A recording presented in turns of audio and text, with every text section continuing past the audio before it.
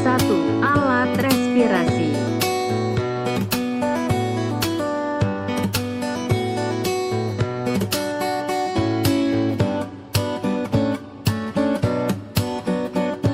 Paru-paru berfungsi sebagai tempat pertukaran gas oksigen dan karbon dioksida.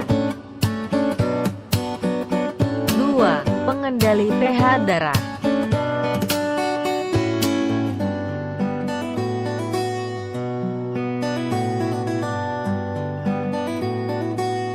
Mengubah tekanan karbon dioksida dan mengendalikan pH darah setiap per menitnya. 3. Ciliaris escalator.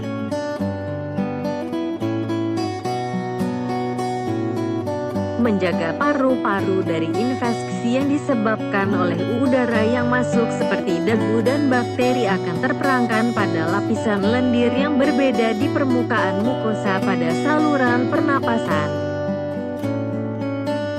4. Reservoir.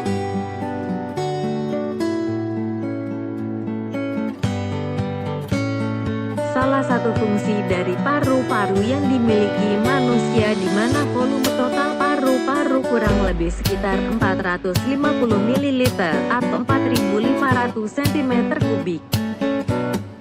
5. Lapisan pelindung.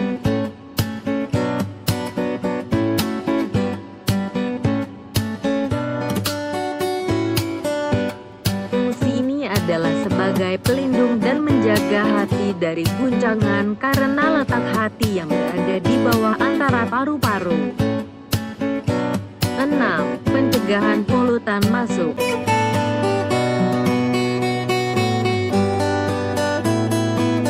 Partikel kecil yang ikut masuk akan berhenti di lapisan sekutu mucus dan juga flek karena lapisan ini memiliki tugas untuk membatasi bagian dari kantong pernapasan pada manusia. 7. Penghasil suara vokal.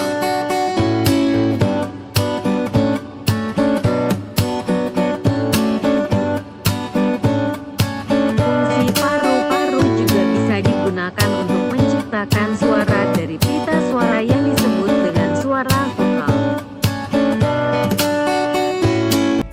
Peristiwa keluar masuknya udara atmosfer melalui hidung sampai ke paru-paru atau respirasi dan sebaliknya. Kedua yang terkandung dalam alveolus bertukar dengan CO2 yang terkandung dalam darah. Yang terdapat dalam pembuluh darah, alveolus mengambil proses difusi. Difusi gas terdiri atas molekul-molekul sederhana yang bebas bergerak satu sama lain. Ini berlaku bagi gas-gas yang larut dalam cairan dan jaringan tubuh. Difusi bisa terjadi bila tersedianya sumber energi sehingga menimbulkan gerakan kinetik dari molekul-molekul gas. Pertukaran gas di paru melibatkan dua proses umum, membawa udara ke jaringan kapiler paru dan membawa udara ke permukaan alveolus. Nah, kali ini kami akan membahas tentang gangguan dan penyakit pada paru-paru.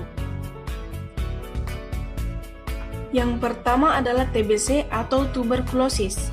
Penyakit ini disebabkan oleh bakteri Mycobacterium tuberculosis yang menyerang paru-paru. Yang kedua yaitu penyakit pneumonia. Pneumonia adalah radang paru-paru yang disebabkan oleh bakteri Diplococcus pneumonia.